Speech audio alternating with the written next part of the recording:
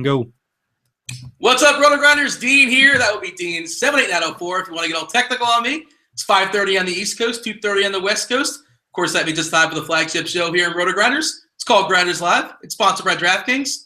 Joining me today is SDL Cards. How was your Veterans Day doing? How was your Hump Day doing? How was the Hump Day treating you? Got to drive to the airport tonight to catch that plane to New York tomorrow. So. For the Players Conference, unfortunately, wish it was better circumstances surrounding it, but it is what it is. Yeah, there's definitely some irony following that, and hopefully things get worked out. We were on here yesterday when the news broke, and I kind of lost my cool for a second because somebody in the chat just basically said, "Oh, that's awesome, overlay," and it struck me. It really annoyed me. I'm like, that is the most short-sighted thing you could possibly say. Oh, yeah, overlay for one night, and then, oh, yeah, this indefinitely, maybe things can be in shambles. Bad idea. Probably not a fair trade-off. Hopefully that all works out. I feel like that guy is getting exposed. I'm not sure if you Google him and you check out his history, the AG for yeah, I saw that. I saw that conversation this morning. He has a very shady history, and I feel like it's fair to say he's a politician. It's fair to say he has some ulterior motives. Yes, agreed. All right, we do have an 11-game slate, so not a lot of time for nonsense. Nice to hear your voice again, Cards. It's been last time we heard you, you were a true gamer. You gave your words per minute were not at where they normally are. You probably were you were a GPP play at best, but it's nice to hear you back, and it's 11 games, so we're throwing you right in the fire. DraftKings big tournament here, $400,000 to Wednesday shoot around, $20 to jump in there. And there's still plenty of room. Of course, there's other GPPs that are bigger and smaller. But all right, let's dig in. Let's talk about the slate. It is a good one. Oh, you know what? Cards, how did I forget this? I got my body parts I have to list off. Yeah, lots of them. All right, I can take half the show off. Yeah, there's way too many. There's way too many body parts to acknowledge. But here's what I have as of it's not an official list. There might be some more guys in, more guys out. Some things may have changed. But this is about as updated as I have for you, as far as who's playing and who's not. Nikola Vucevic, he's got a knee. They're saying he's active, actually. Looks like he's going to give it a go tonight. Teammate Jason Smith, he's doubtful with a knee. Kobe Bryant, he's out with a back. They're calling it a back. I don't know why he's out. He's out. Kobe Bryant's not playing. Seth Curry, he's got an ankle. He's out. Darren Collison, that's Seth Curry, by the way. Seth Curry out with an ankle, just in case you think that's Stephen. Darren Collison, he's got a hammy. He's out. Avery Bradley, he's out with a leg. Marcus Smart, Cards, here it is. He's questionable, but last we saw, he's going to give it a go. We love that. Oh, jeez. Why? Just, you know what? Just chill or not chill. But give it a go. All right, that kind of messes things up with the Boston rotation to some degree. We'll get to that soon enough. Rodney Stuckey, he's out with an ankle. Terrence Jones, he has that eye. Looks like he's back. He's probable. Patrick Beverly had the concussion. He's probable as well. MCW, questionable with an ankle. Jabari Parker, back-to-back, looks like he's not going to play tonight. Nerlens Noel's got a wrist, he's out. Joffrey Lavergne, he's got a back, he's out. Aaron Aflalo is going to make his season debut tonight with a hammy. At least he's probable.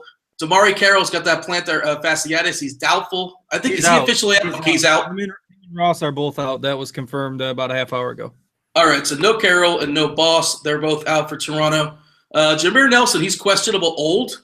I'm not exactly sure. I can't remember what his injury was, but he is old. So there's something going on there. Drew Holiday back-to-back. Anthony Davis, too soon if you guys had him last night, but he's got a hip tonight. He's doubtful. Has he officially been ruled out? I imagine he's not going to play. Yeah, not that I have seen, but I'm operating under the assumption that it's going to be Ryan Anderson tonight.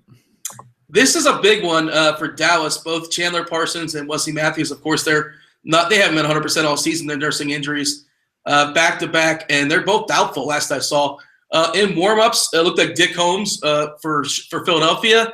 He's got a hamstring, and he's doubtful now as well. They're already thin up front. And C.J. Watson, he's out with the calf. So there you go, Cards. I want you to give me analysis on that. Summarize what I just said. Well, if Watson's out, that certainly upgrades Alfred Payton. He's lost some minutes at times this year, so I think it's a boost for him and a good matchup against the L.A. The Sixers are going to be horrifically thin up front if Holmes is out. So, like it or not, I think you have to look at Jakar Sampson. I think you have to look at Jeremy Grant. Those two guys are both on the cheap. Of course, Okafor is probably going to see a heaping pile of minutes and get a lot of shot attempts tonight as well if you're looking to spend a little bit more. So I think that Philadelphia front court rotation is worth monitoring for sure. And then possibly value plays out of Toronto too in the other side of that game. I think that's where a lot of value plays are going to come from tonight. Corey Joseph played very well yesterday, and James Johnson probably going to draw another start. So some value plays galore kind of in that game because of injury. You know what, Cards? It's like that's the first game of the slate. You're segueing right into it. Toronto at Philadelphia, 193.5 over/under. Toronto's favored by about an 8 or so. And, yeah, let's talk about it. Let's first talk about Philadelphia in their front court. If those two guys are out, we know Noel's out. Holmes looks like he's going to be out as well. Okafor, I think, is a really solid play. The thing is, tonight there's so many good centers. And I think you kind of have to get it right in your cash games. If one of them's probably going to miss, we'll talk about Drummond versus Boogie. Monroe as well. I believe Monroe is actually a power forward on DK. But there's a lot of center options to consider. You did mention Grant. You mentioned Sampson. They also have Wood, too. I think Wood would grab some minutes. So they do have like 4 guys that can play the 4 and the 5. So I don't think they're that desperate. That said, I think Grant is still a fine play. Here's the thing. He would have been a great play last night because we were searching for value. Now tonight, 11 games, there's a ton of value out there. There's like good plays and there's great plays. Is Grant a great play? Well, that might be a stretching it a bit, but he is probably the guy I'd like the most out of that Philadelphia value situation. I mean, it's pretty hard to trust guys like Jakar Sampson, who has disappointed in the past in starting roles. I do agree with you. I think Wood's going to get a good chunk of minutes tonight, and then they've got Hollis Thompson on the bench as well. So I'd say Grant's the guy I'm interested in the most out of the bunch, but it's not like he's a guy I'm going to go say, okay, I got to put him in 100% of my lineups, maybe a third or something like that if I'm putting in multiple lineups. But like you said, there's just a ton of options out there today, so I don't think you need to go crazy with the Sixers cheap guys. Small sample, we did see Okafor, his rebounds jumped a ton in his last game. He had 15 boards, and that was with Noel off the court. I think that had something to do with it. I don't know if he's going to get 15 tonight, but I think he's in a great spot to double-double, and at 6.6K, I expect him to pay off his salary. Other side, what do you think of DeMar DeRozan, 7.2K. I don't really know who's going to be able to cover him. And Kyle Lowry. Actually, should we mention McConnell? We got to talk about McConnell and all his grit, right? Yeah, I mean, I guess we do. The guy's just been impressive. He's still relatively cheap. Not as much on DraftKings. I mean, I don't know if McConnell's a great play for me at 5,500 on DraftKings. That seems like about right for him. Are we all kind of overvaluing McConnell with the hot stretch here, or is this kind of who he's going to be as long as he's got that starting gig? Yeah, and he's not going to score. He has to rely on his teammates. Philadelphia 76ers making paying off his assists, which is kind of tricky as well. He's been getting blocks. He's been getting some steals. He'll shoot the occasional 3, but he's just not been successful with actually shooting. His deal is he played 28 minutes last game, which is kind of low, but that was a bit of a blowout for Chicago. Normally they keep their guys on the court. They don't really care as far as the scoreboard, but I guess he didn't close that game out. I just think, again, too many other point guards. He's not really on my list. I don't hate him. I'm not going to talk you out of it, I suppose, but he's probably like number 10 as far as point guards I'm considering tonight. That's probably a fair projection. What about Toronto? Talk to me about Toronto, Kyle Lowry, and DeMar DeRozan. Yeah, they're obviously going to take the lion's share of the shots for that team. Lowry was great last night, especially in the first half. They somehow lost at home to the Knicks, but you're going to see heavy usage for both of those guys. I think they're solid cash game plays. Lowry may be a little bit safer because DeRozan some nights his fantasy scoring can be a little bit shaky if his shot's not falling. And Lowry does enough on the court to where, I think he's a little bit more reliable, 41 DraftKings points per game. DeRozan pretty solid at 35, but I think he's a little bit more up and down compared to Kyle Lowry. So I like them both. Certainly if you're looking for value, I like Johnson. I like Corey Joseph. One of the picks that I actually hit on last night, he was about 3.5% owned. They've been saying they want to get Corey Joseph more minutes. They can go small at times and play DeRozan at the 3, which they did last night. And Joseph closed that game out and played very well. So 3,300, he's a guy that would probably be on the court late, even in a blowout situation. So I think he's a nice value tonight. And I think a lot of people might go different directions, may go with some of these Sixers guys, but they're really high on Corey Joseph. He's been playing 25, 27, 29 minutes a game, and I think he's a solid value tonight. Yeah, talk about the neck tat. Did you happen to roster him last night? 3.1K. He had a rough first half. He did get there. He paid off his salary just under 23 points. he kind of needs blocks and steals, right? Like he's not going to get many points. It's hard to rely on blocks and steals to make value, and also it's hard to rely on Dwayne Casey as far as rotations. But it looks like I imagine he's going to start once again tonight, and he's probably going to grab between 28 and 30 minutes or so, somewhere along those lines. And I think he pays off 18 again. I think so too, and he really wasn't that great in the first half last night. I think he had 4 fantasy points at halftime, so it was nice to at least see him, put something together in the second half. But a little bit nervous to go 100% on him just because he is a little bit volatile, and he can disappear at times. We've seen that before. You mentioned Casey's rotations. So, yeah, I'm fine with him. I'm kind of splitting him with Joseph as far as my exposure to the Toronto value guys tonight. 11-game slate. I'm spending way too much time on Toronto and Philadelphia. Let's talk about New York at Charlotte. 200.5 is the over-under. New York is about a 6-point dog here. I don't see anything really jumping off the page. Maybe some secondary plays. I suppose Carmelo can be a pivot off of guys like Kawhi or George in a tournament.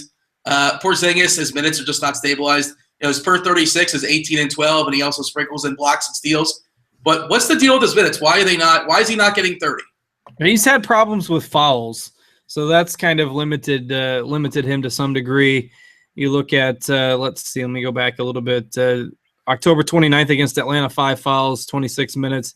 Got into foul trouble against Washington the next game, 4 fouls, only 21 minutes. 5 fouls against San Antonio, 5 fouls against Cleveland, 4 fouls against the Lakers the other day. So, last night was more so ineffectiveness than fouls, but he's going to be up and down. I mean, at one point a few days ago, he led the league in fouls per 36. So I think that's reduced his minutes to some degree. But I also think, as a rookie, they're not going to push him to 32, 34 minutes. I think 28, 30, that's probably the max you're going to get from him right now. You like anybody in this game? I think it's a cash game play. I would say no. Anybody for a secondary play? Yeah, it's not one of the more exciting games of the night. I mean, Carmelo always has the chance to go off, so he's a fine tournament option.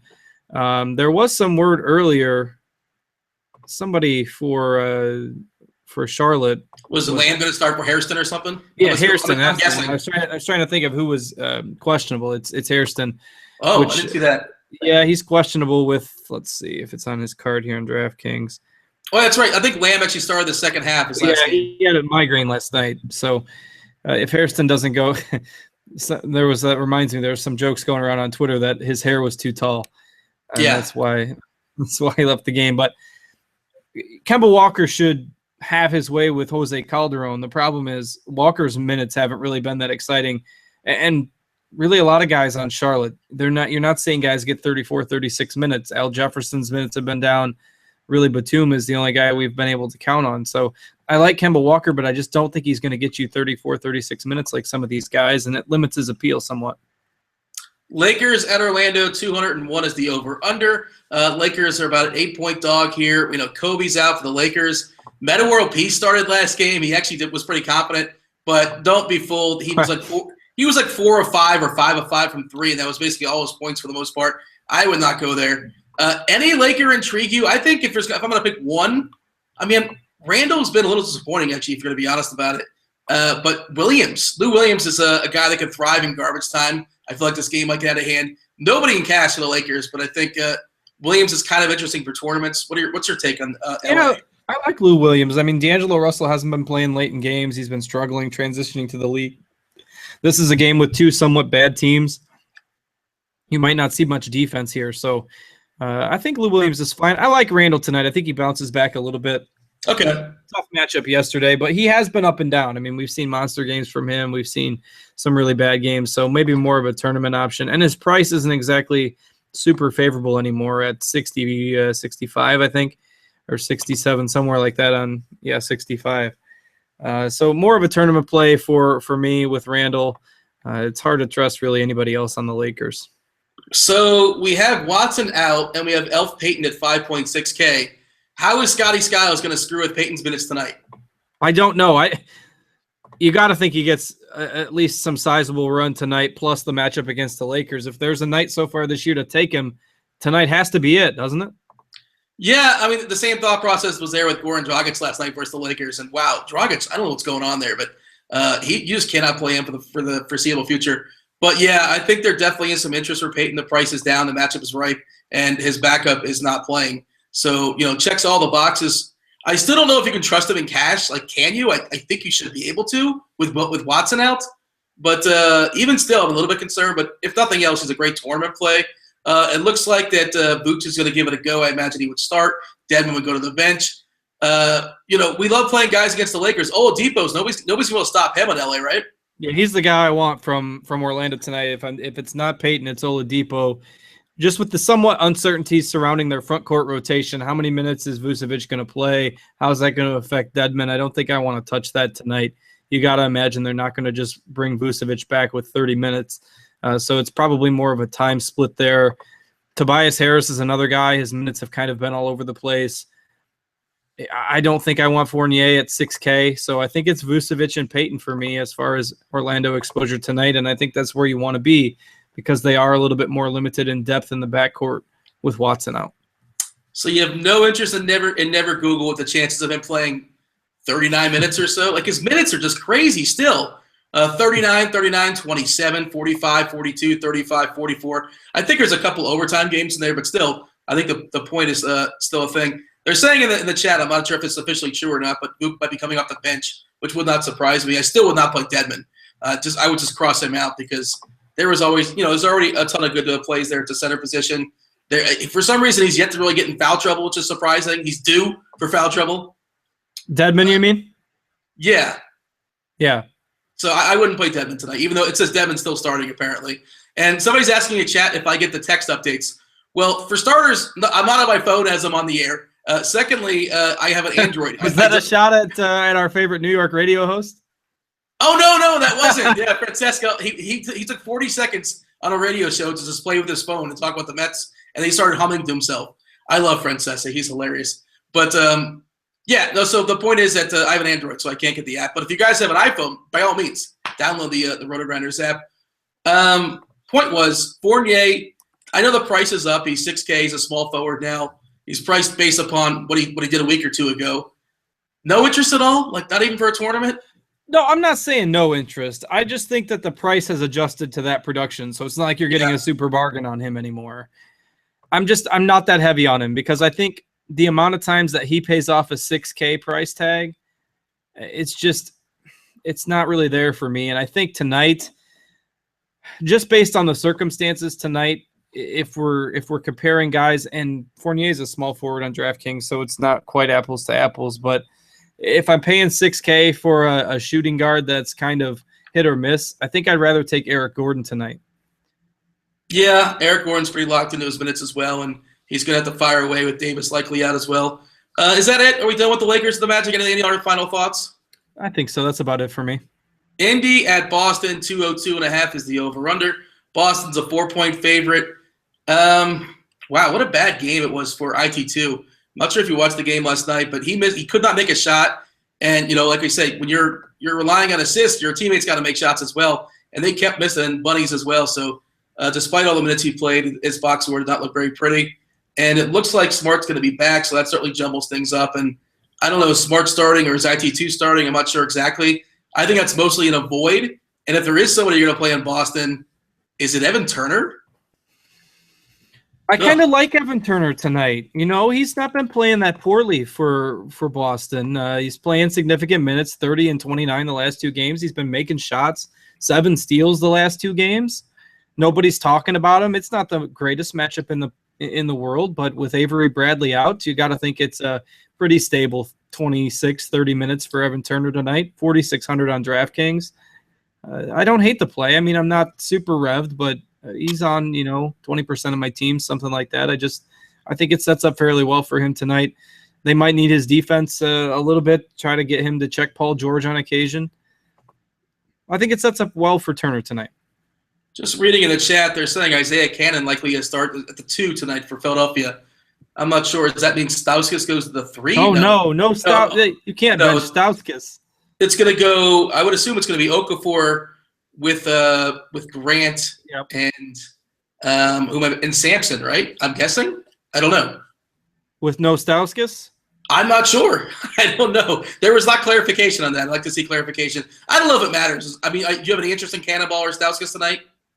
I have no interest in Cannon. I always like Stauskas. He shoots the three, and he's still relatively cheap on DraftKings, but it's not like I can, I'm married to it. I'm comfortable pivoting somewhere else if he's not starting, and I don't have him on a ton of rosters anyhow. Yeah, you were on Stauskas earlier in the season. You had a nice call on him when nobody was on the sauce, but now everybody's in the sauce, and I don't know if you should be on it tonight necessarily. What about the Indy side of things? Paul George, he's obviously back to where he once was. I mean, Paul George was once a guy that was considered to be like a top 5 player in the league. I'm not sure if he's there just yet, just because there's some really good young players that have emerged. But 8.8K against Boston. Boston plays up in pace. We're considering paying that price there? I think so. I mean, Boston, they play decent defense, but they do play at a fast pace. So I think that plays into Paul George's hands a little bit. Obviously, we know he loves to shoot. He had a monster game the other night in the first quarter. I think he slowed down after that, but I think he had, 20 actual points, I believe, in the first quarter. Only finished with 27 and didn't do a ton after that. But I think this is an okay matchup for him. I think that he'll get plenty of shot attempts tonight. A couple years ago, you see Indiana and Boston, and you're thinking like 187 or 189 for a total, not, what'd you say, 202? Yeah. That's pretty hefty for Indiana. Their games are generally a little bit lower scoring. I know they struggled on defense their first couple games of the year, but they have picked it up a bit of late. So it's an intriguing game. And I don't know really on Indiana. I don't think you can go anywhere besides Paul George and George Hill. I mean, they get so much of the offense flows around those two guys. Really the only two I'm interested in. I mean, Monte Ellis really hasn't done anything, and I'm not interested in the big men. There's too unpredictable. Yeah, I need Paul George to be out or something like that to consider Monte Ellis. It's not happening for me. The thing with George, I noticed with the rotations for Indiana, is he never plays the second quarter until about 3 or 4 minutes left. And people are always like, what happened to Paul George? Like in the chat. Paul George, is he alive? He hasn't scored in like 15, 20 minutes, 30 minutes, 40 minutes. He comes in late. Like for whatever reason, that's just his rotation. He comes in about like 4 minutes or so. And, it's not going to be that much in the fourth quarter. Assuming the game's tight, they'll bring him in earlier than that. But that's what kind of squeezes his minutes sometimes. All right, let's get out of that game. Let's move on. Let's talk about Brooklyn at Houston, 207 over-under. Houston's favored by, looks like 12 to 13 or so. Marcus Thornton, is the reign of Marcus Thornton over? Because, Dwight Howard's back, Beverly's going to be back, and Terrence Jones is back. So Thornton, it's possibly may start, but his minutes are not going to be the same, right? He's one of the guys that loses the most. Yeah, I have no exposure to him tonight. First off, I think he was playing a little bit over his head, and the minutes, there's going to be more competition for those tonight as well. This game kind of could end up being a crapper by the end of it, so maybe he plays garbage time now. Who knows? But little too dicey for Marcus Thornton for me until we see how this shakes out in games where everyone is active. Kind of an oversight by me when I was doing like the expert rankings on centers. There's a lot of centers I like today, but I think I ignored Dwight Howard on DK, and that was probably a mistake. Just because the price is 7.2K, and that's way too cheap going against Brook Lopez, who's not good on defense as is, and he's also nursing a foot. Yeah, I think Howard should be in for a good game tonight. We've at least seen him put together some solid games when he's been playing in recent weeks after kind of struggling the first week or two of the season. So I think he's a fine pick tonight. Don't think you have to go there because there's so many good centers like you mentioned. I don't think I'd put him on mine either, but totally fine if you want to go there for 7.2K against a weak interior defense. I think James Harden is fine, but I don't think you have to force it. He probably is going to lose a couple shots, maybe a little bit of usage tonight with the new guys going back. Maybe even lose a couple minutes. Possible blowout. Like people always ask about blowouts and what your concern is on blowouts. My sort of take is, what's a 12-game slate? What is 11-game slate tonight? We're looking at a 13-point line or so. Yeah, that sounds about right. Then I think I factor in to some degree, and I don't think Brooklyn's going to hang with Houston today. It's kind of my thought process. I think you can fade Harden pretty safely in cash games, and I wouldn't really put many shares on him in tournaments either. Yeah, I don't. I mean, I have some just because I think he's the most likely to go off of any of the shooting guards. It's just that position is so unpredictable. You've got so many guys that are scoring dependent. But just in a vacuum, I mean, there's other options I would prefer tonight. I'd prefer Griffin. I'd probably prefer either of those centers there in Sacramento tonight, as opposed to paying up for Harden. But if he's the class of the shooting guard position tonight, puts up one of his 55-point games, and the rest of the position is full of landmines, you certainly are at a little bit of a disadvantage if you don't have any exposure to him. Yeah, I mean, there's DeRozan, there's Oladipo. I think there's a couple cheap guys I like as well. I'm not going to tell you not to play Harden. Harden's a beast. He's awesome, and he's always the threat to put up a 60-burger. But like you say, I agree. I think Blake's a better play, and I think one of the big centers in that Sacramento's a better play as far as delegating your salary. Can I interest you in anyone of Brooklyn? No, not really. Okay. I mean, do we need anything else on that? I think this note was good. I looked the other day, and I believe it was, I forget who it was. One of the Roto Grinders guys was saying how they were really excited to post on Twitter that Kobe Bryant was the worst shooting, had the worst shooting percentage in the league. But unfortunately, Joe Johnson was 3 for 10 the other night. Man. And that gave him the nod. So he, at least as of, I think it was Tuesday or Monday, had the worst shooting percentage of all qualified players in the NBA. It's just kind of a mess. They don't give a lot of guys more than 30 minutes. Just in the no, I guess the no would have been good.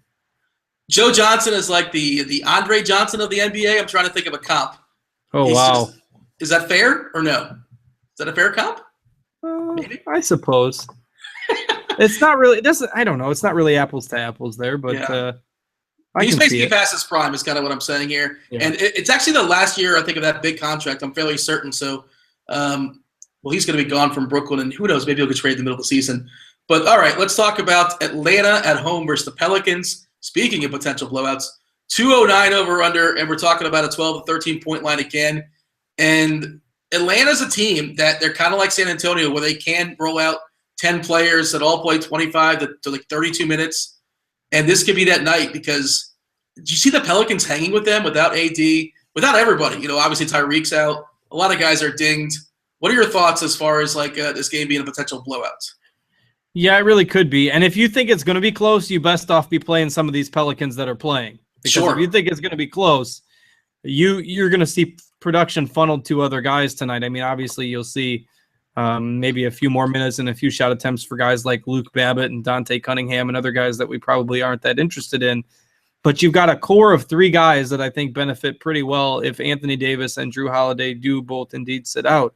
That would be Ish Smith, who was pretty good last night, Eric Gordon, and Ryan Anderson. And they're all relatively cheap. I mean, $6K is the most expensive price tag on any of those 3 guys.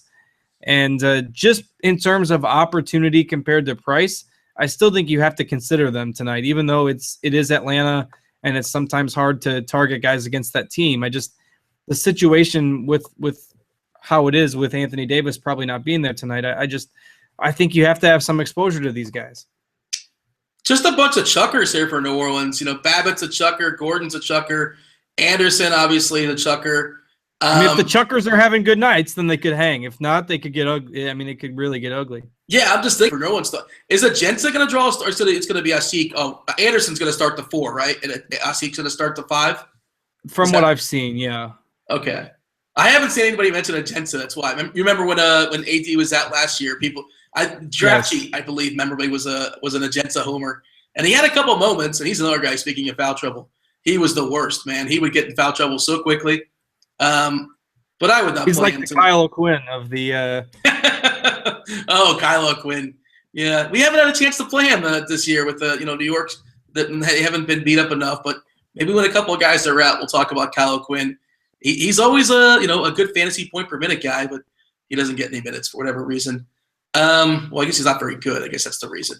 Is there any concern for that reason? Talk about those guys being chuckers. Anderson is sort of scoring reliant. He's got to make his 3. Gordon's got to make his jump shots as well. Are they kind of scary cash game plays for that reason, or we're just going to assume they're both getting 35-plus minutes, they're going to chuck enough to, even if they're shooting poorly, they're going to get close to paying off their salary? I guess Gordon's the scariest for me because we've seen this narrative from him before. He can have an empty line if his shot isn't falling. Ish seems pretty safe just because the minutes should be there, and he's actually – even though he's not the greatest real-life player, he always seems to put up decent fantasy lines. And then Anderson, he'd probably be in the middle of those for me. If there was one of them that I say I'd be most comfortable fading in cash, it's probably Gordon because A, he's scoring dependent, and B, he's the most expensive of the three. Yeah, Ish has been pretty solid of late, and you're right. And Drew Holiday on a back-to-back looks like he's not going to be able to give it a go. So the Orleans should be plenty thin. What about the Atlanta side? Millsap, that guy is just super consistent. Again, there's always a chance of a blowout, but I think he's good for 30 as a floor. And, of course, if this game stays tight, 50-plus. Yeah, he's been, I think, one of the top fantasy scorers all year if you sort by fantasy points per game. We don't have everybody in action tonight, but he's just kind of quietly going about his business with over 40 fantasy points a game. Really safe option. The only worry would be if there's a blowout, and as long as he's in there three quarters or so, we should be able to have decent cash game production. But the blowout here does worry me with the Atlanta side tonight because, like you said earlier, they are known as a team that can take it easy on guys if they get up to a big lead. I thought Schroeder was going to be a thing today because, I don't know if you saw, but Teague was beating up our boy Bielitsa in Minnesota. I thought he was going to get suspended. Did not happen. So, unfortunately. Yeah, what was up with that, by the way? I don't know. It was his fault that the foul wasn't called or whatever the case may be. But he hit him like 3 times. Yeah. He had a combination platter on him. But I guess they just gave him like a flagrant 2, whatever. There was no fine. Therefore, no value play on Schroeder, who could also come off the bench and just go nuts in 25 minutes against this Pelican team, especially if it blows out. But again, 11-game slate. I don't think it's worth going there necessarily. This is a fun game. Golden State at Memphis, 200 over/under. Golden State's favored by 7 on the road at Memphis. Didn't they blow them out by 30 or 40 earlier in the year? They played each other already, right? They won by 50. Okay, 50. I'm sorry. I didn't just sell Golden State short. 50. It was 119-69. Wow. Why I remember the exact score, I don't know. It just hit me when you said it. But yeah, 50. I would venture a guess that this one's perhaps a little bit closer than that. Is this the old trap game? For Golden State? It's still a 7-point line on the road. Memphis has been terrible. Zebo has not looked good. I guess Zebo hasn't looked 100% healthy either. He's kind of banged up a little bit. Gasol was banged up for a little while too. Golden State playing down in pace against Memphis. Memphis playing up in pace against Golden State. Normally I would be at least somewhat interested, but I'm uninterested. Are you? No, not really. I think this is one of those games that's a better real-life game than a fantasy game. As far as it being a trap game, I don't really see that for Golden State because I don't think they'll look past anybody, especially Memphis.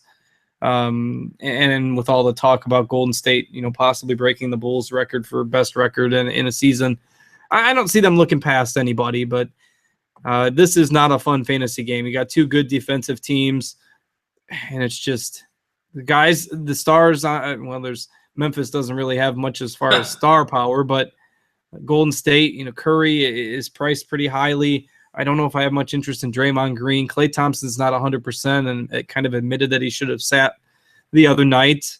I don't love a whole lot here at all. I think this is a game where you don't take anybody and you just sit back and watch the game and see what happens. If there's anybody I play in this game, it's Steph Curry in a tournament just because he's Steph Curry and he's ridiculous, but I don't think you have to force it at all. Just kind of kick back. I would say watch it, but no, there's 11 other games you can watch. You don't have to watch that one. I don't know if that one makes the quad box or not. This game definitely makes the quad box. It's got all the narratives, of course. The Clippers at Dallas on ESPN, 212 over/under. The Clippers 7-point favorite on the road in Dallas, and most people have not talked about as far as it looks like Chandler Parsons and Wesley Matthews. They're both doubtful back-to-back. They're not 100% coming into the season. They've had minutes restrictions. And Darren Williams is hobbling. I don't know if he has one healthy leg right now. Who's going to start for Dallas? What is their starting 5 if Matthews and Parsons are out? Well, they probably use Felton at the 2 and either Barea or Devin Harris at the point. Well, I think Darren Williams is going to play. I think he's just playing hurt. Oh yeah, that's right. So Darren Williams at the point. We're talking about the 3 and the 2 and the 3. I mean, they've started Felton at the 2 before when Parsons was out, so they can always do that. I don't really know who starts at the 3. I guess I'm not interested. You had mentioned pre-show when we were talking about this that they could go big and play Powell. But, I mean, can you really play Powell? You can't start Powell and Dirk and Zaza, can you? I don't think so. But I think Powell will get his minutes though, because just the way things work out with rotations throughout the game. Obviously, Dirk can't go more than 32 minutes or so, unless he would just combust on the court. They got blown out last night, right, Dallas? I believe they did. So there's some rested, I suppose, for as far as minutes.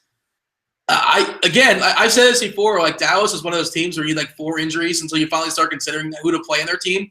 I'm fairly certain that nobody's played more than 29 minutes on the team the entire season as far as average. Are they the worst fantasy team to target in general because of that? They just might be. I mean, Memphis, I think, is in the conversation as well. Yeah, sure. I'm not going to say no. There's some news coming around that Rashad Vaughn might start for Milwaukee tonight.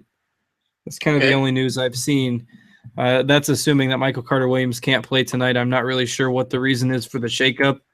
Maybe just trying to go with a little bit different lineup against Denver. I mean, he only played 6 minutes in the last game, 2 minutes the game before that. Pretty hard to consider even if he draws a start. But I would guess this would be because Jabari Parker's not playing tonight. Yeah. That rather than go back to the well with Johnny O'Brien or Chris Copeland or somebody like that. I mean, I kind of figured that perhaps they might give Henson a look tonight, and that would be interesting against that Denver front line. But it looks like they might go smaller with Middleton and Giannis and Ennis and Rashad Vaughn. Yeah, they paid Henson in the offseason, and now they're not playing him. I thought it was because of like injury earlier in the season, but apparently they don't want to give him too many minutes, which I don't understand. Yeah, I don't either. And he played like 25 or something in one game. I'm not going to pull his stats up right now, but then the next game he got like 9 minutes. I mean, surely he should get 18 to 22 minutes with Parker out tonight, but it's just hard to trust him. Yeah, he's a good energy guy. Good good hops, athletic, blocks, rebounds. I don't know. I would think I would play him 15 to 20 minutes, just in the rotation as is. I guess Ron Moreau kind of clutters it to some degree. But all right, we're talking about the Clippers and the Mavericks. DeAndre Jordan, of course, going back to Dallas. All the narratives. I imagine the crowd's going to be on him. I imagine Mark Cuban might maybe they'll just foul him the whole time just for fun and just extend the game with all sorts of silly free throws. Who knows what's going to happen out there? But did you see Mark Cuban, by the way, threaten to release the text messages he had? Mark Cuban's crazy. I really like Mark Cuban. I really like him. But why? Why is he like? Just give it up. Like your team's not relevant this year. I'm sorry. It's not happening, unfortunately. The most relevant thing about them is this. Like after this game happens, then what happens the rest of the season? Nobody cares. Yeah. All right, Dallas. Thank you for your contribution to the 2015 season, and we'll see you next year. Blake Griffin. Who is going to stop him? Dirk or Zaza or neither? I think I'll opt for neither. Yeah. I think Blake. It's fair to say Blake has an athletic advantage in that matchup. I would say against the old man Mavericks that he does have a pretty good advantage tonight. Yeah, and I kind of say this all the time with Chris Paul, and I think this is another spot for him. I think he's just going to kick back and chill. He wants to dish to Jordan. Jordan's going to get his signature dunk. That's going to happen a couple times tonight. I think Griffin's going to go nuts too, and I just don't think it's a Chris Paul game. Even though the matchup's fine. Like Darren Williams cannot hang with them. JJ Barea cannot hang with them. I just think he's going to be a distributor tonight. That's fair. I just don't. Because of the emergence of Griffin, it's just that Chris Paul doesn't have the same kind of upside that Griffin does these days. And the price tags are still, I mean, Paul has started to drop a little bit, but it hasn't caught up yet. And I think maybe he's still a bit overpriced. You look at the guys in his price range, he's fantasy points per game are lower than all the rest of them. So I'm not too Paul or Lillard? It's based on usage. I still think it's Lillard all day, even with the tougher matchup. Yeah, I agree too. We'll talk about Lillard soon enough. Anything else in this game that's worth noting? Like if we find, again, I don't know. We don't know for certain about Matthews and Parsons. That all I saw is that they're doubtful with the back-to-back. Like somebody should be playing some. Like they're going to have to. It's not going to be Hoosier style. They're not going to go 4 on 5. They're going to play 5 guys out there, right? They are. I just don't know how many of those 5 guys we really want to talk about. I don't know. Like, and Dirk, Dirk's just somebody I personally just never like playing because, the minutes and the ceiling and all that. His price has to be lowered to like 5'7" or so for me to be intrigued. 6'4", no. Zaza Pachulia might be able to get like a dirty, he might get 12 and 10 or something like that in a couple blocks. Always a threat of course, foul trouble when you're going against Blake Griffin. I know he's not matched up with directly, but you know what I mean? Just kind of like make help defense and things of that sort. Blake draws more fouls than pretty much anybody else in the league, Blake and Boogie and Harden. With that, let's get out of that game. Let's move on. Let's talk about Milwaukee at Denver. 194 over-under. And here it is again. Me and JM to win were talking about the other day. Denver is a 1-point favorite here. Am I reading that right? 1-point favorite against Milwaukee. And it's the old back-to-back in Denver with the air. That's a real thing, right? Yeah, I think we've made it into enough of a thing. There's some data behind it. I haven't looked at it yet this year, but last year I know that some people were really getting pretty strong opinions about it. So I definitely think it's something to consider for sure. Like Denver's not a very good team. I think Milwaukee's a better team, but it's interesting to note that they're the dogs. Obviously, they're on the road, but still. So J.J. Hickson, we talk about this all the time. Whenever he draws a start, he's a phenomenal pivot. Not a very good basketball player, but again, a phenomenal DFS player as far as points per minute. He's going to get the boards. He's going to get some points. He's going to give up a ton of points at the other end. He was really good the other day. On offense or on defense? On offense. Yeah, well, sure, of course. I mean, let me take that back a little bit because he had 19 points and 13 boards and 3 blocks. It's not bad. Oh, wow, how did he get 3? What, the number one scorekeeper? Was he traded to Denver or something? How did that happen? Wow, look at that. Way to go, J.J. Hickson. They were playing the dominant Portland front line of Myers Leonard and Mason Plumlee, so maybe that had something to do with it. It was a revenge game, too, wasn't it? Didn't he leave for Portland at one point? Yes, he did. Yes, he did. So there you go. That had something to do with it as well. But, he's one of the few guys, his salary is so low, he could 9X. He could 10X his salary. He could absolutely do that. He could also 1X it, if he doesn't start and plays 5 minutes. What's happening tonight? Do we expect him to start this evening? I would, just because I think they got to start him. I don't know. I guess if Milwaukee goes with a smaller lineup, it could change things. But he was really good in the last game, and Lavernier's out again tonight. So I guess you got to assume that Hickson's going to give it a roll. The tournament play only for sure. I mean, you can't trust him in cash games. But, yeah, coming off a 19-13 game, you got to think they at least give him some run tonight. Anybody else in Denver interest you? Moutier, Fareed, any intrigue? Not particularly. I don't love the matchup tonight for Milwaukee, or excuse me, for Denver against Milwaukee. Antetokounmpo is pretty good on the defensive end. Denver's rotations have been unpredictable. I mean, Will Barton started for a game and was really good, and then only played about 19 minutes the other night. I just don't think I want to mess around with them too much tonight. Yeah, I sort of feel the same way. That was a revenge game for Barton too. He must have been very upset because he openly talked about how he wanted to get some revenge on Portland, and they didn't really give him a chance to do so. The Milwaukee side, there should be some value opening up with the MCW. Are we sure? Is he officially out? Do we know for sure? I just seen it. That's a later game. It sounded close to doubtful with the last thing that I read, but nothing definitive. So we like playing bigs against Denver, right? In theory, yes. Yeah. What about Greg Monroe at power forward? You could squeeze him into power forward on DraftKings. You don't have to decide amongst the centers and throw him in there. Yeah, he's been really good. The switch out of Detroit has worked wonders for him. It's that Denver front line. I mean, I could see Monroe going nuts tonight. I think he's probably your 1B power forward option if you can't quite afford the $1,200 or $1,300 more for Blake Griffin. Totally fine with Greg Monroe tonight. Yeah, I think he's got a 40 spot in his future as well. Giannis, any interest there? Middleton? I think they're okay. I mean, Giannis is his price at $7,400. Does that seem a little bit steep to you, or $7,400 about right? I mean, he's only $800 less than Kawhi, which it bothers me to pay that much for him. But maybe I'm just not quite as high on him as I should be. I think we were sort of trained on Giannis being like a 5.5, 6K player, and that's the thing. Sure, that was the first impression. And we used to think we would always do the math based on that. Now he's 7.4K, and we think he's overpriced. I think this is kind of like where he should land, right around 7K. The matchup is solid against Denver, obviously. My problem with Giannis, I think he's still, what is he, only 20 years old still, right?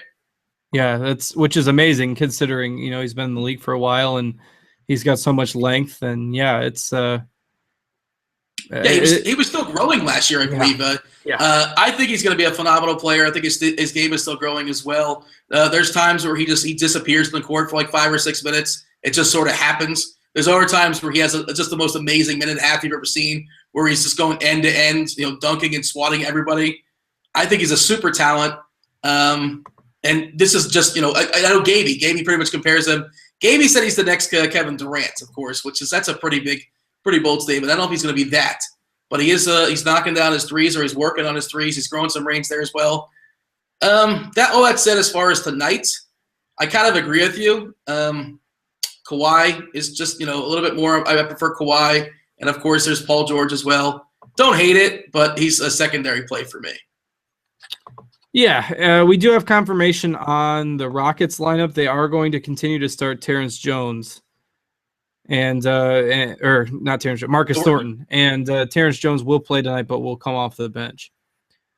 Yeah, I mean, I just think that how much is Thornton now? He's not like that 3K, which he's in the 5s. I don't think it's worth it personally. Yeah. He's also reliant on his 3-ball, basically. I wouldn't go there. I think and he's not going to play like the 38 minutes he was playing. I can't imagine that's going to continue. Yeah. It's probably going to go down to like 28 or so, somewhere in that range. Not really and sure. Howard is playing tonight. You've got Harden. It's not worth it to me either. I agree with you there. All the usage is going to go down to some degree. Here you go. This matchup is just amazing. Detroit at Sacramento, 205 over under. 103 is the projected total of Detroit. So Detroit's favored by 2. They're favored by 2, and Sacramento's an absolute mess. I'm not sure if you read the stories about Boogie cursing out George Karl in front of everybody. Did you catch that by chance? I did. I love Boogie, man. I really do. But come on, Boogie, you can't do that. It's bad. Yeah. Oh. And they just signed. By the way, who saw this coming? We all thought Sacramento is like the most stable franchise in the NBA. I never saw this coming. As far as what have they had, like 8 or 9 coaches in the last 8 or 9 years, something like that. And George Karl, of course, one of the most top 5 as far as NBA and coaches wins, I believe. And he can't settle this group down. And I guess Boogie's still upset that Malone was fired because that was his guy. How does that affect tonight, if at all? Am I just throwing out a random narrative? I know that organization's been a mess for years. It's probably business as usual for them when that sort of stuff happens. It's a good thing they aren't building a brand new building that's like $600 million. Oh wait, they are. They're in the middle of doing it right now. And okay, all right. Good luck, Sacramento. And they have the pieces, and Boogie is a great piece. I don't know how long he's going to last there. There's rumors in the offseason about trading him, which why would you trade Boogie Cousins? That makes no sense to me. Speak to the matchup here as far as Drummond versus Boogie. 2 monster ceiling guys. Chances of Drummond getting in foul trouble against Boogie. We talked about Blake is a guy that can draw fouls. Boogie as well draws a ton of fouls. I am a little bit concerned that this could be the night that Drummond gets his 2 fouls in the first 5 minutes. Yeah, so here, let's talk about this. Is an interesting topic because I saw some discussion earlier that maybe they don't have to guard each other. Now, from the Detroit end, that is not plausible because they cannot put Ersan Ilyasova on DeMarcus Cousins. Please do that. I would love that. Yeah, it just can't. If you have Cousins, you would, but you can't do that. So Drummond has to check Cousins. So that's a risk for Drummond because we've seen him get in foul trouble before. It hasn't really happened this year. It's probably coming at some point. This would be a matchup where that's possible. On the Sacramento end, they've got Willie Cauley-Stein. I think they can use Willie Cauley-Stein or Kufis or other guys to check Drummond on their end, which would leave Cousins to guard Ilyasova and others at times, which I think maybe limits the foul trouble risk for Boogie a little bit. So in terms of safety, I actually think that Cousins is the safer play tonight. I know everyone's talking about Drummond being the safer play and Cousins being the GPP play, but I think it's the other way around given the way the defensive matchups could line up. What about a possible game stack? We know Stan Van Gundy, we love him. He gives all his starters 35 minutes a night, except for Ersan, because Ersan comes out for defensive reasons at times. But, R. Jack's going to get 35. Pope's going to get 35. Morris is going to get 35. Drummond, assuming he stays out of foul trouble. I mean, you can absolutely stack this game. On Sacramento, you have to assume it's going to be Boogie and Rondo because Rondo has no backup point guard. Oh, he looked horrendous. He was a massive liability his last game. He was exhausted. If he was Mario, he would have been the small mushroom. Why are you playing him 48 minutes? It was a blowout, too. They were down to like 20 points. Like, oh, I guess we don't have a backup point guard. Like, you know what? Maybe just don't call a play the last couple of minutes and let Bellinelli run it out. How about that? Like, what's the worst that can happen? Like, you're already down 20, and there's 2 minutes to go, and Rondo's ready to keel over. What do you expect as far as minutes tonight? They said they're going to give him somewhat of a breather. They're going to try. So what's 44? I mean, that's what he played the game before. And even though he was so dreadful, 9 turnovers in that last game, still 35 DraftKings points, 8, 6, and 12, and that's what Rondo can do. I mean, in a what could be a fast-paced, high-scoring game, I think he's super safe tonight. I don't love the talent, but well, I mean, I guess he once was a fantastic talent, but the shooting problems and the age and the minutes, catching up to him a little bit. But if he's going to get 40-plus minutes at 6,800, I at least think you have to consider him tonight. He has been priced up. I mean, he was 5,800 a few days ago, so 6,800 now. I don't think he's an automatic play, but definitely finds his way onto some of my rosters. It's pretty hard to ignore a guy that has a clear path to 40 minutes. Yeah, and somebody in chat kind of mentioned, they were asking me, like, why is Rondo your number one cash play at point guard in the experts' rankings? And that's the reason. He's going to play 40 minutes. I don't think he's spectacular, but he's going to play 40 minutes against the Pistons. Reggie Jackson, not exactly known for his defense. I think there's an outside shot at a triple-double, an ugly one. But, he can get like 11 points and, 10 boards and like 13 assists, 6 or 7 turnovers and a couple steals. And I think he's a solid play at that price. And like you say, I think he's safe just because, the minutes are going to be there. Do you have as far as like a thoughts on Drummond versus Cousins, or it's just you're getting shares of both? Yeah, I mean, I think Cousins is actually a little bit safer tonight, but I have a few shares of both. Not as high on Drummond as I usually would be with the fact that there's so many center options tonight, and I do think that foul trouble is a little bit of a risk here. And Rudy Gay, we're just waiting for his price to go down, or just he's just been a massive disappointment, especially when Boogie was out. He did not take over the usage. He was not very good, and I just would not play him tonight necessarily. Last game, war narratives. San Antonio at Portland, 206 over-under. San Antonio favored by 7. Of course, this is LaMarcus Aldridge going back for the first time to Portland. He is pretty cheap. I will say that. He is underpriced here at 6.9K. That said, more guys that are talented here in San Antonio, so he's not exactly being relied upon nearly the way he was in Portland. So his usage is down. Is the price cheap enough to consider him? I think so. Not on FanDuel, but on DraftKings, I think you can at 6,900. Popovich is not the most fantasy-friendly coach by any means, but you got to think he'll at least let him get some run tonight in the homecoming game. I mean, the 17 minutes against Portland was a bit of an anomaly, had some foul trouble there. 26 minutes against Sacramento. Still 32 fantasy points in that time. So I don't know. Maybe I'm falling into the narrative trap a little bit, but I think he gets 30 minutes tonight. And at 6,900, I mean, I think he's fine. Not super high on him, not low on him. Just I think if he fits your lineup, you can comfortably play him. So the chat is talking about the potential of Cousins getting fined or suspended. I thought there was something that I saw a rumor that apparently he did want to suspend him for 2 games. I don't think that's happening. I feel like we probably would know about that already. I don't know. So if you're playing on DraftKings, just start. If you're starting Cousins, you can pivot to Drummond. So there you go. Is there a concern there? And also one other concern I saw somebody mention, which I forgot to mention, I meant to mention, Reggie Jackson.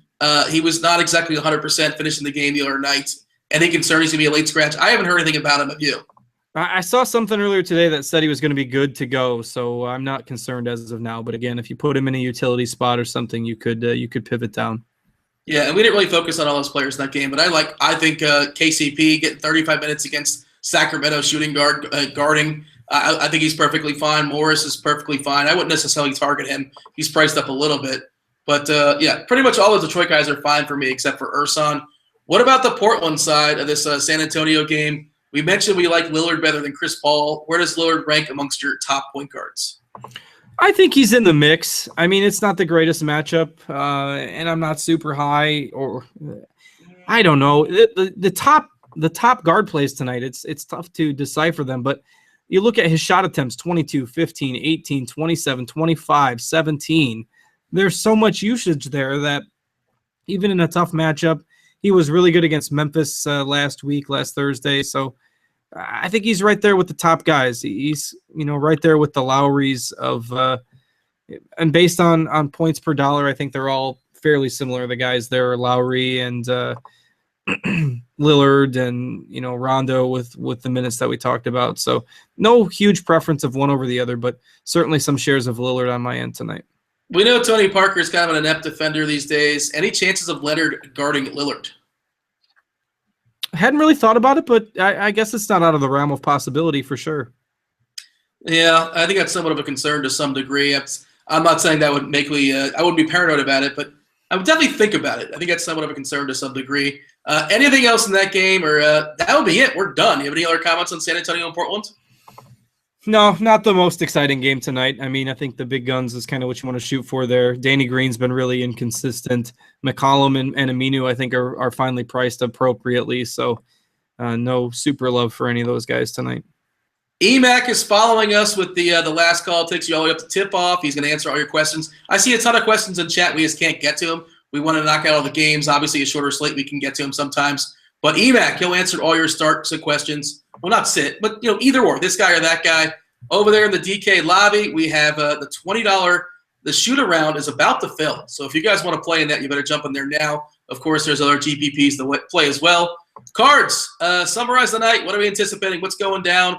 Give me 2, 3, 4, possibly 5 strong sentences. What are we going to see in NBA DFS tonight?